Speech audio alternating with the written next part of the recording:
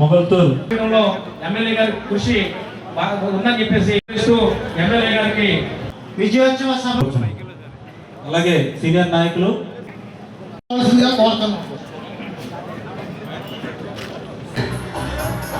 వచ్చిన ప్రతి ఒక్కరికి పేరు పేరున సౌండ్ ఇవాళ ఏదైతే వైసీపీ పార్టీ ఉన్నదో రాష్ట్రంలో ఒక గందరగోళమైనటువంటి వాతావరణాన్ని సృష్టించడానికి ప్రయత్నం చేస్తాం.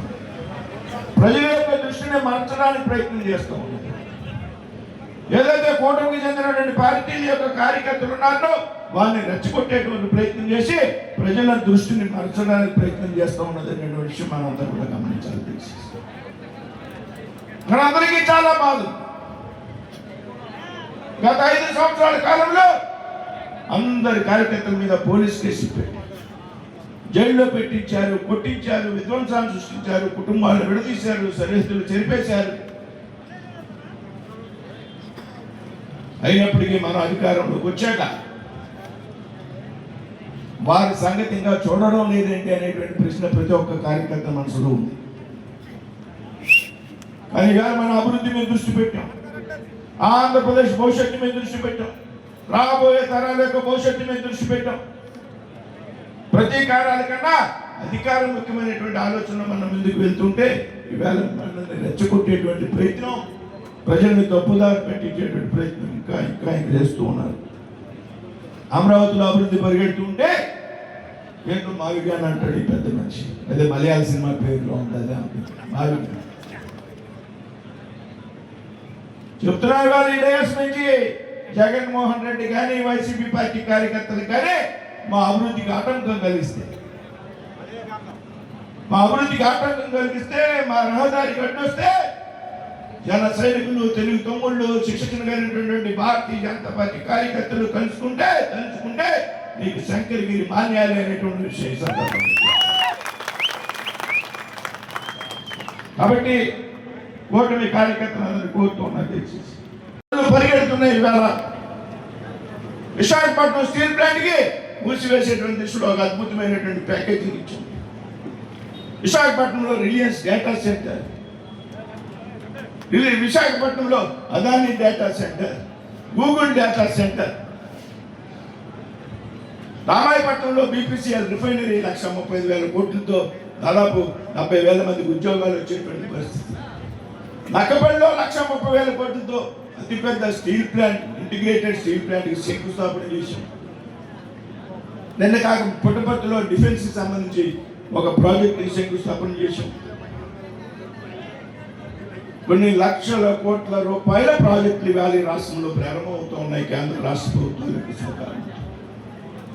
అంతేకాదు సిగ్గు లేకుండా చెప్తా ఉన్నా, నీ జిల్లాలో కడప జిల్లాలో నువ్వు 3 సార్లు శంకుస్థాపన చేసేటటువంటి స్టీల్ ప్లాంట్ ఏదైతే ఉందో కడప స్టీల్ ప్లాంట్ నువ్వు చేయకపోతే రేపు నేను ముఖ్యమంత్రి గారి కలిపి కడపలో నీ అడ్డాలో నీ గడ్డలో ఆ స్టీల్ ప్లాంట్ కి శంకుస్థాపన చేయబోతా ఉన్నాం అనేటువంటి విషయం ఈ ముఖ్యమంత్రికి తెలియదని అడుగుతున్నారు. ఈ మాజీ ముఖ్యమంత్రి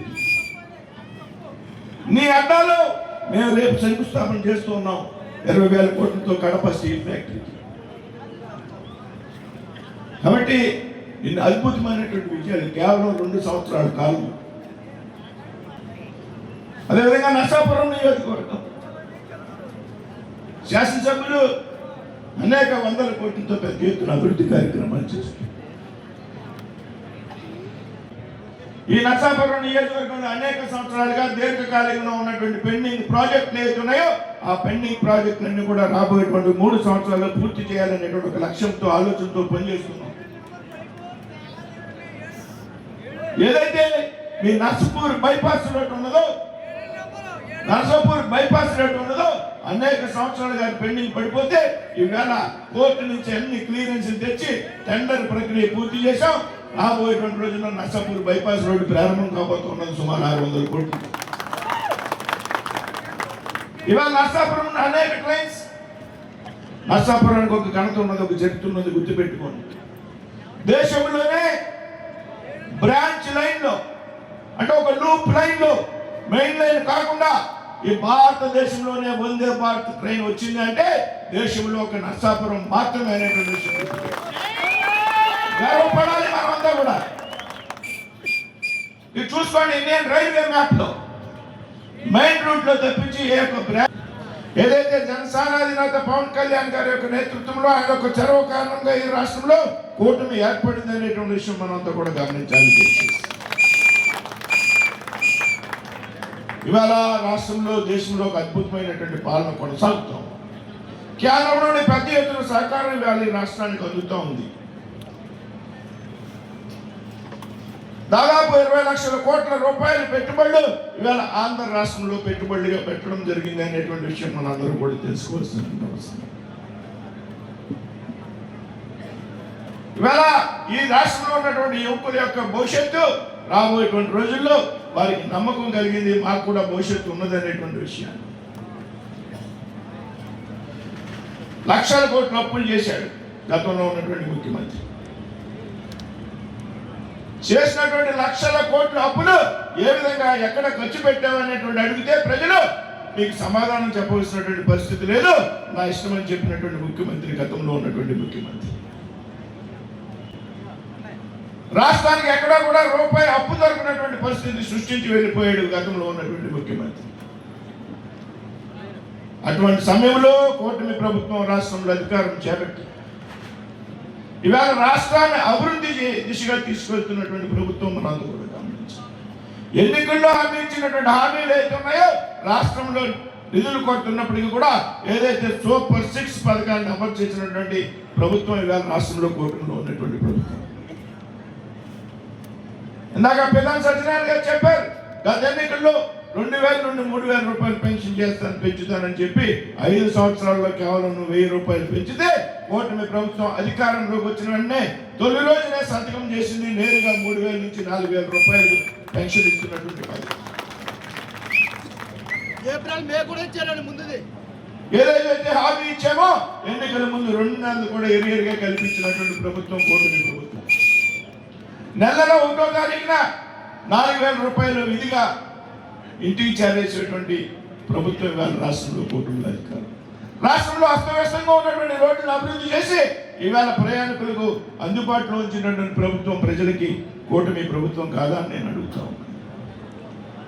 ఎవరైతే దివ్యాంగులు ఉన్నారో నీ 5 సంవత్సరాల పాలనలో కేవలం 3000 రూపాయలు మాత్రమే పెన్షన్గా ఇస్తే కూటమి ప్రభుత్వం అధికారంలోకి వచ్చినటువంటి నేరుగా 3000 రూపాయలని 6000 చేసినటువంటి ప్రభుత్వం కూటమి ప్రభుత్వం కాదా అని అడుగుతాం. ఏదైతే ల్యాండ్ టైటిలింగ్ యాక్ట్ ద్వారా ఈ రాష్ట్రంలో రైతుల యొక్క ప్రయోజనాలను రైతుల యొక్క యాజమాన్యాన్ని హరించే విధంగా నువ్వు చట్టం తీసుకొస్తే రైతుల ప్రయోజనాలను కాపాడడానికి అధికారంలోకి వచ్చినటువంటి ల్యాండ్ టైటిలింగ్ యాక్ట్ రద్దు చేసినటువంటి ప్రభుత్వం కూటమి ప్రభుత్వం కాదా అని అడుగుతున్నాను. ల్యాండ్ టైటిలింగ్ యాక్ట్ తీసుకొచ్చి రైతుల యొక్క భూమి యొక్క యాజమాన్య హక్కును హరించేటువంటి ఒక భయంకరమైనటువంటి ప్రయత్నం చేశాడు గతంలో ఉన్నటువంటి. అంతేకాదు ఏదైతే మీ తాత ముత్తాతల యొక్క వారసత్వం వచ్చినటువంటి మన ఆస్తి ఏదైతే ఉన్నదో, ఏదైతే మీ తల్లిదండ్రుల నుంచి వారసత్వం వచ్చినటువంటి ఆస్తి ఏదైతే ఉన్నదో, ఏదైతే మీరు కష్టపడి సంపాదించుకుని కొనుక్కున్నటువంటి భూమి ఏదైతే ఉన్నదో ఆ భూమికి సంబంధించిన పాస్బుక్ల మీద నీ వికారమైనటువంటి ముఖచిత్రాన్ని ముద్రించి ఇచ్చినటువంటి ప్రభుత్వం నీది కాదా అని అడుగుతాం. మన మా తాత ముత్తాతల ఆస్తి, మన యొక్క వారసత్వ సంపద, మన యొక్క ఆత్మాభిమానం ఉన్నటువంటి నేల నీకు ఏ విధంగా సంబంధం ఉన్నది? నా పాస్బుక్ మీద నీ ఏ విధంగా నువ్వు నీ పట్టాన్ని చిత్రపటాన్ని ముద్రించుకున్న వేళ మంజూరు చేసావని అడుగుతా ఉన్నాను. ఇవాళ కదా రాష్ట్ర ముఖ్యమంత్రి చంద్రబాబు నాయుడు గారు, ఉప ముఖ్యమంత్రి పవన్ కళ్యాణ్ గారి నేతృత్వంలో మీ భూమి మీ హక్కు పేరుతో పాస్బుక్ మీద చక్కటి రాచముద్రేసి ఒక సురక్షితమైనటువంటి పాస్బుక్ ని రైతులకు ఇస్తున్నటువంటి ప్రభుత్వం కూటమి ప్రభుత్వం కదా అని అడుగుతాను. అంతేకాదు ఇంకా దిగజారి ఏదైతే కేంద్ర ప్రభుత్వం నుంచి రాష్ట్రంలో అంగన్వాడీ కేంద్రాలకు వచ్చినటువంటి నిధులు ఏతున్నాయో, ఏదైతే తల్లి బిడ్డల సంరక్షణకు లేకపోతే గర్భిణీ స్త్రీల యొక్క పౌష్టికాహారాన్ని అందించేటువంటి పథకం ఏదైతే ఉందో అంగన్వాడీ కేంద్రాల ద్వారా రాష్ట్ర ప్రభుత్వం ఒక్క వాటా కూడా రూపాయి కూడా లేకపోతే కేంద్రం నుంచి నిధులు వస్తే వాటిని కూడా దుర్వినియోగం చేసినటువంటి ప్రభుత్వం ఇది కదా అని అడుగుతుంది.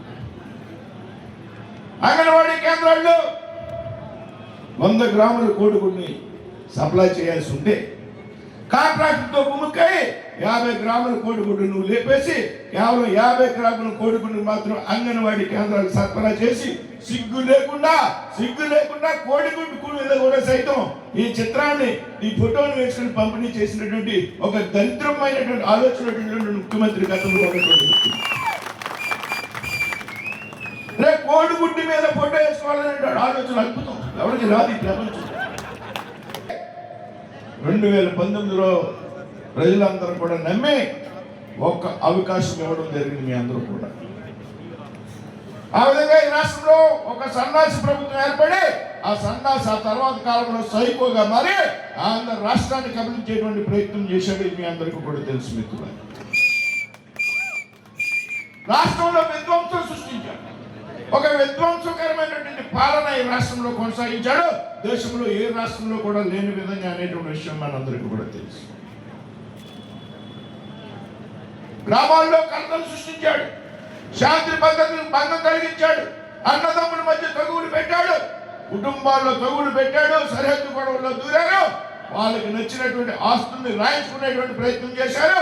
ఆఖరికి పడక గదిలో వచ్చినటువంటి భార్యాభర్తల గొడవల్లో కూడా వాళ్ళు చూసి రాష్ట్రాన్ని అస్తవ్యస్తం వాళ్ళు చేసినటువంటి జగన్ ప్రభుత్వం గురించి మనం అందరికీ కూడా తెలుసుకుంటున్నాం. మనందరి మీద ప్రజల్ని మరొకసారి ఓట్లు రక్షించవలసిన బాధ్యత మన పార్టీ కూటమి ప్రభుత్వం ఉందని ఒప్పుకున్నారా? ఒప్పుకోవట్లేదు. పని చేయండి, ఒప్పుకుంటే సరిపోదు. ఎక్కడ పర్సెంటేజ్ ఎంత ఉంది ఈ నియోజకవర్గంలో? నాయక చేస్తుంటే సూపర్ 6 లేదంట. అమరావతి ఆయన క్లారిటీ లేదు.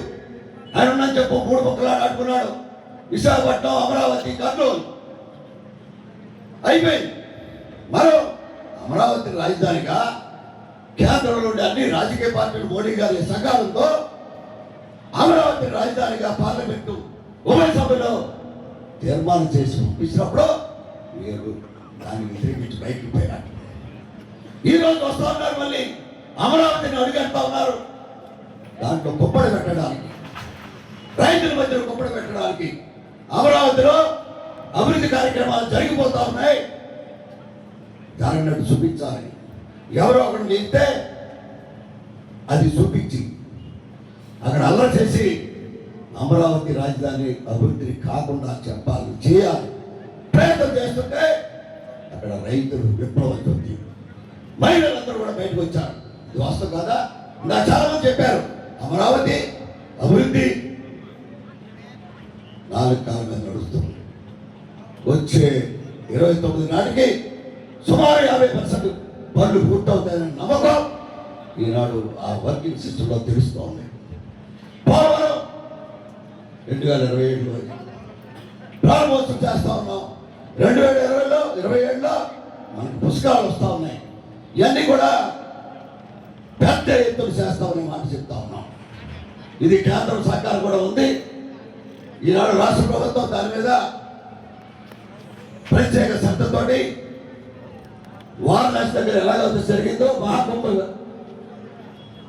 మేళ అదే పద్ధతిలో అదే విధానంతో ఈ రాష్ట్రంలో గోదావరి సంబంధించిన పుష్కరాల్ని చేయాలని తపంతో ఈ ప్రభుత్వం ఉందని మాట చెప్తా ఉన్నాం. కార్యకర్తల యొక్క ప్రజాప్రతినిధి ఎన్నికలు త్వరలో రాబోతున్నాయి. ఈ సభ్యత్వం నమోదు చేసుకుంటే మీ గ్రామాల్లో మీ బలం రెట్టిపోతుంది. రేపు మీలో ఒకరు సర్పంచ్ అవుతారు, మీలో ఒకరు వార్డు మెంబర్ అవుతారు, ఒక ఎంపీడీసీ అవుతారు, ఎంపీపీ అవుతారు, ఎంపీసీ అవుతారు, ఎంపీ చైర్మన్ అవుతారు. ఎవరున్నారో తెలియదు. తర్వాత పోటీ పెట్టలేదు. నాయకులు నా సోదరుడు అంచేత నేను ఎవరికి పోటీ పార్టీ ఎవరికి ఇస్తే కార్యకర్తలు ఎవరికి ఇస్తామని మీరు ఆ రోజు కార్యకర్తలు ఇచ్చారు. పవన్ కళ్యాణ్ గారు వ్యతిరేకించారా? మీరే వ్యతిరేకించారా? నో నో, పార్టీ నిర్ణయమే మన యొక్క అభిమతం అనే కార్యక్రమం చెప్తూ ఈ కార్యక్రమంలో పిలిచిన నాయకులు కానీ రామరాజు గారికి కానీ పెద్దలందరూ కూడా పేరు చెప్పిన శుభాభినందనలు అభినందనలు చాలా తీసుకుంటా. చర్చా వేదిక సూపర్ 6 సభలు జరిపామని ధైర్యంగా చెప్పండి. నేను చెప్తా ఉన్నాను. ఉదాహరణ నేను చూస్తా ఉన్నాను. 2000 పెన్షన్ 3000 ఇస్తానని చెప్పి 5 సంవత్సరాలు 2019 అధికారం వచ్చి 20, 21, 22, 23, 24 సంవత్సరాలు 5 సంవత్సరాలకి 4 దఫాలుగా 250. ఆ రోజు ఆయనకి అల్లి అమలు చేపిస్తానని చెప్పాడు. ఒక పథకాన్ని అమలు చేయడానికి 5 సంవత్సరాలు పడితే మనం వచ్చిన నెలలో 3000 ఉన్నది 4000 ఇచ్చి పార్టీ 3000 ఇచ్చి 7000 చేశాం. ఇంతగా చేస్తే అది చెప్పుతుంటే మీరు అందరూ కమ్మగా ఇక్కడ తప్పడం పడ్డట్టే ఉన్నారు. అదే మీరు అధికారంలో ఉన్నా సరే ఏ రోజున కూడా ఈ జనసేన పార్టీ కానీ, తెలుగుదేశం పార్టీ కానీ, బీజేపీ పార్టీ నాయకులు కానీ ఏ రోజు కూడా వెనకడిగేసిన సందర్భం లేదు. ఈ రోజు నిజాయితీగా, నిస్వార్థంగా ఆంధ్ర రాష్ట్ర ప్రజల కోసం, ఆంధ్ర రాష్ట్ర ప్రజల భవిష్యత్తు కోసం ఈ కూటమి ప్రభుత్వం ముందుకెళ్తుంది. తప్పనిసరిగా ప్రజల పక్షాన, ప్రజల కోసం మేము పనిచేస్తున్నాం. ఏదైనా తప్పు చేస్తే ప్రశ్నించండి తప్ప కానీ వివిధ రకాలైనటువంటి కుతంత్రాలు ఏదైతే దురుద్దేశంతో రాజకీయ చేయొద్దని చెప్పి సందర్భాన్ని తెలియజేస్తున్నాను. నేను పవన్ కళ్యాణ్ గారు చూడండి, ఈ రోజున వైఎస్ఆర్ నాయకులు కొంతమంది పెయిడ్ ఆర్టిస్టులు జగన్మోహన్ దగ్గర 2019-24లో అన్యాయంగా సంపాదించిన లక్షల రూపాయలు, లక్షల కోట్లు ఉన్నాయి. తల్లిని కూడా ఆశ్రయించలేని వ్యక్తి జగన్మోహన్ రెడ్డి. నిజంగా రాజశేఖర రెడ్డి గారి కూతురు షర్మిలకు రావాల్సిన ఆస్తి కూడా కాజేసిన వ్యక్తి గనుడు జగన్మోహన్ రెడ్డి. ఈరోజు ఆంధ్ర రాష్ట్ర ప్రజల కోసం జగన్మోహన్ రెడ్డి మాట్లాడుతున్నాడు. రాజధాని విషయంలో చూడండి, అతను మతి భ్రమించిందేమో నాకు అర్థం కావట్లేదు. ఆ రోజు అధికారులు ఉన్నప్పుడు రాజధాని మీద లేని ప్రేమ ఈ రోజు ఈ కూటమి ప్రభుత్వం ద్వారా ఒక మంచి అమరావతి రాజధాని నిర్మాణం చేపడితే ఏదో మావి గన్ అంటే జగన్ దాంట్లో కూడా గన్ ఉన్నాడు. వాళ్ళు గొడ్డల పార్టీ తుపాకులతో, గొడ్డలతో మటలు చేసి, మారుభంగాలు చేసి వచ్చిన పార్టీ మీది. ఈరోజు ప్రజలపై అభిమానం లేదు, రాజధానిపై అభిమానం లేదు నీకు. ఒక యువతకు ఉద్యోగాల విషయంలో యువతకు అండగా ఉండాలని ఆలోచన లేదు నీకు. ఒళ్ళు దగ్గర పెట్టుకుని ప్రతి ఒక్క వైఎస్ఆర్ నాయకుడు కూడా ఒళ్ళు దగ్గర పెట్టుకుని మాట్లాడాలి. ఈరోజు ఎందుకంటే నిజంగా ఆశ్చర్యం వేస్తుంది వాళ్ళు మాటల విధానం చూస్తుంటే కనుక. లా అండ్ ఆర్డర్ కోసం వాళ్ళు తెలియజేస్తున్నారు. ఇవాళ ఈరోజు ఈ కూటమి ద్వారా లా అండ్ ఆర్డర్ ఫెయిల్యూర్ అని చెప్తున్నారు. నేను ధైర్యంగా ఒకరు అడుగుతున్నాను వైఎస్ఆర్ నాయకుల్ని. ఈరోజు ఎన్డీఏ కూటమి ద్వారా ఏ వ్యాపారస్తులైనా సరే, చిన్న చిన్న వ్యాపారస్తులు కానీ, వర్తక వ్యాపారస్తులు కానీ, ప్రతి వ్యాపారస్తులు కూడా గుండె మీద చెయ్యేసుకుని ధైర్యంగా ఈ కూటమి ప్రభుత్వం మాకుంది, ఈ రోజున మేము వ్యాపారాలు చేసుకుని మా కుటుంబాన్ని పోషించుకున్నామని చెప్పి ముందుకు వచ్చిన ప్రభుత్వం మాది కాదు, మాది. ఆ రోజు మీ ప్రభుత్వం ద్వారా ఏ రోజున ఏ వ్యాపారం వేస్తారో సరే, ఎవరైనా సరే సరైన వ్యాపారం చేసుకుంటే వారి పొట్ట కొట్టిన పరిస్థితి, వారి వ్యాపారస్తులు నాశనం చేసిన పరిస్థితి, ఇక్కడ ఉన్న ఇండస్ట్రీని పక్కా తీసుకెళ్ళిన పొరుగు రాష్ట్రాలు పంపించిన పరిస్థితి నీది కాదా అని చెప్పి ఈ సందర్భంగా నేను అడుగుతున్నాను. నేను ప్రతి నాయకుడు కూడా, ప్రతి వైఎస్ఆర్ కార్యకర్త, ప్రతి ఒక్కడు కూడా ఒళ్ళు దగ్గర పెట్టుకుని మాట్లాడుకోవాల్సిన అవసరం ఉంది మీకు. ఎవరు కూడా భయపడరు. మీరు కళ్ళ కంటున్నారేమో మళ్ళా అధికారంలోకి వస్తారని. ప్రజల్ని రాకముందు గత 5 సంవత్సరాలు కూడా మీరు రాష్ట్రాన్ని నాశనం చేశారు, ప్రజల్ని భయపెట్టారు. మరలా ఎవరు కూడా ఆంధ్ర రాష్ట్ర ప్రజలు రాబోయే లోకల్ ఎలక్షన్ కావచ్చు, 2029 జనరల్ ఎలక్షన్ అవ్వచ్చు, ఈ కూటమి అధికారంలోకి వచ్చే విధంగానే ప్రతి ఒక్క ప్రజలు కూడా ప్రతి ఒక్కరు కూడా ముందుకు వస్తున్నారని చెప్పి ఈ సందర్భంగా మేము తెలియజేస్తున్నాం. మీ అందరికీ కూడా దయచేసి ఎందుకు మాట్లాడుతున్నా అర్థం చేసుకోవాలి.